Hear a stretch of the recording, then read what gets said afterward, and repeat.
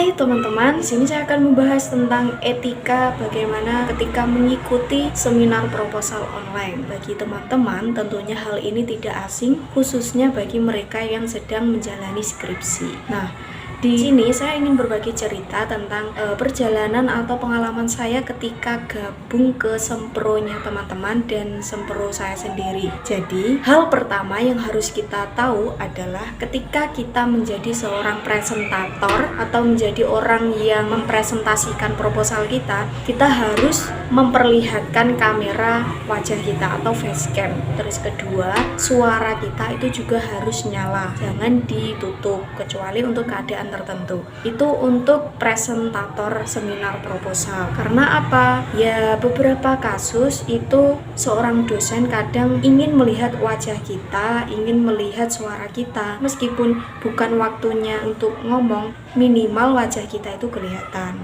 Dan beliau-beliau para dosen menganggap bahwa memperlihatkan wajah, menyalakan suara itu merupakan bentuk beradab dan beretika ketika berinteraksi dengan dosen. Kemudian yang kedua yaitu menjadi tamu atau orang yang gabung di dalam proposal seseorang. Misalnya saya gabung di sempronya teman saya yang online itu. Nah, gimana etikanya? Ya, saya harus memperlihatkan wajah dan suara ketika saya dipanggil atau ada sesi yang diperkenankan untuk saya untuk berbicara. Itu baru menyalakan kamera dan suara.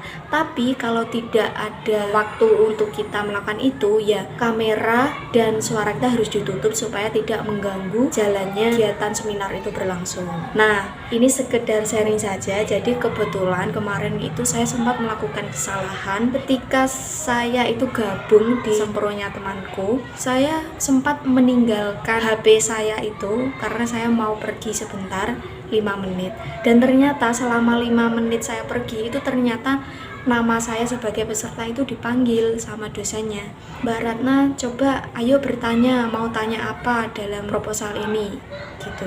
Intinya saya disuruh untuk menanggapi presentasi teman saya, tapi ternyata hari itu saya lagi keluar padahal kegiatan itu lagi berlangsung. Nah, saya otomatis nggak bisa menyalakan suara sama facecam muka saya karena saya nggak di situ. Maka dari itu sebaiknya ketika teman-teman itu memang sudah niat untuk gabung atau untuk menjadi presentator, pastikan waktu yang digunakan dalam kegiatan itu harus totalitas. Maksudnya jangan disambi pergi ke mana atau kemana gitu, karena itu etika yang buruk atau sesuatu yang kurang beradab gitu.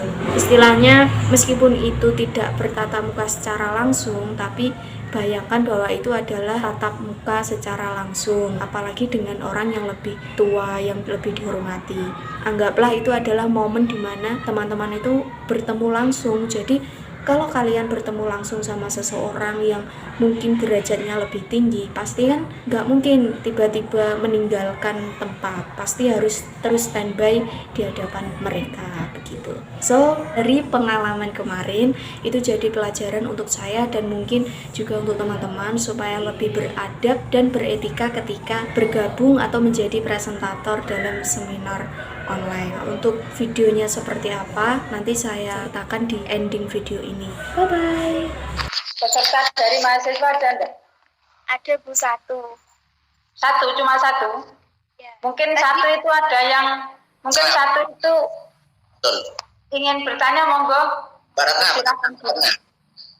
Hah? Baratna. Ratna. Mungkin Ratna ada pertanyaannya, Ratna. Gak nek? Baratna harus ada. Baratna harus ada. Mana Baratna itu?